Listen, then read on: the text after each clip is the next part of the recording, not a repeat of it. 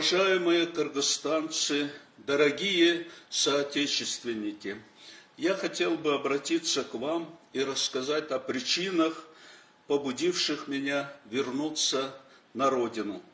Находясь вдали от родины и наблюдая за событиями, происходящими вокруг Кумтора, особенно решительных мер, принимаемых после октябрьских событий 2020 года, я не мог оставаться в стороне. Невзирая на то, что в Кыргызстане я привлечен к ответственности и был объявлен в розыск, я приехал, чтобы дать показания по делу Кумтора. С первых дней пребывания в Кыргызстане я ежедневно ходил на допросы и давал следователям показания. Мне было задано очень много вопросов, показано большое количество документов, содержащихся в уголовном деле.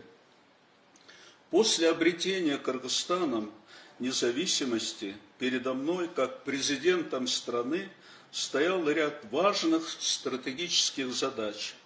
Это и создание собственной национальной валюты, национальной финансовой системы и обеспечение ее постоянным надежным источником золотовалютных ресурсов, которым могло стать золото Кумтора.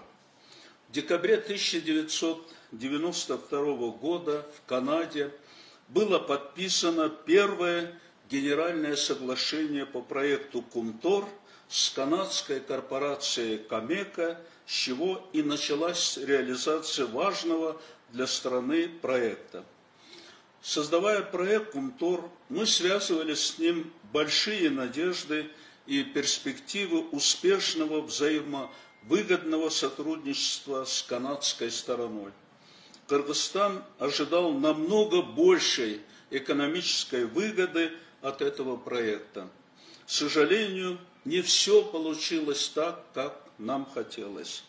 Со дня подписания Генерального соглашения по Кумтору кыргызская сторона шла на многочисленные уступки, в том числе и нарушения в интересах канадской стороны в ущерб национальным интересам.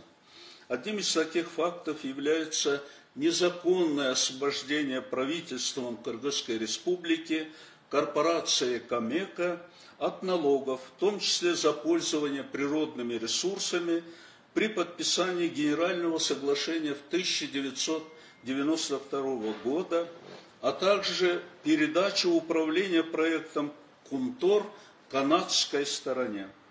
В результате кыргызская сторона оставалась не только без дивидендов, но также без крупных налоговых поступлений в бюджет республики. Считаю, что это является не только преступной ошибкой правительства, это и моя ошибка как главы государства, поскольку я принимал решения по проекту Кумтор, слепо доверяя правительству и полагая, что при подписании Генерального соглашения интересы Кыргызстана были полностью учтены. А самой главной моей ошибкой является дача согласия правительству Кыргызской республики на реструктуризацию проекта Кумтор в 2003 году. Когда изучалось предложение корпорации Камека о реструктуризации проекта Кумтор, я, как президент страны, ставил правительству задачу войти в новую публичную компанию Центерра только в случае справедливого распределения долей. По моим собственным подсчетам, мы должны были владеть долей в Центерре не менее 40%, а то и больше.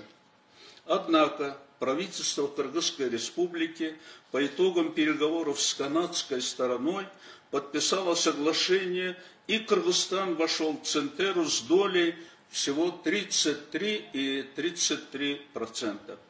Позже мне стало известно, что у правительства еще тогда на руках были документы, в том числе заключения международных экспертов, которые рекомендовали правительству варианты реструктуризации на более выгодных для Кыргызстана условиях.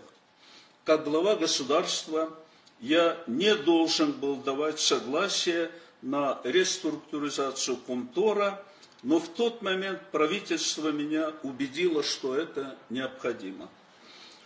Уважаемые сограждане, я искренне прошу прощения за допущенные мною ошибки, за то, что не оправдал надежды кыргызского народа по проекту Комтора.